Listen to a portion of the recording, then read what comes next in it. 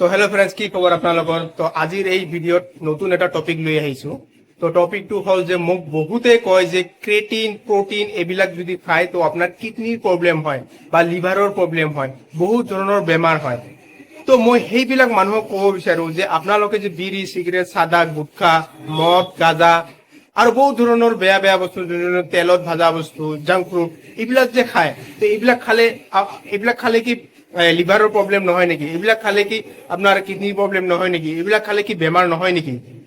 আৰু এইবিলাক কথা সেইবিলাক মানুহে কয় যোনবিলাক মানুহ নেকি জিমৰ লগত বা ফিটনেছৰ লগত কোনো ৰিলেশ্যন নাই।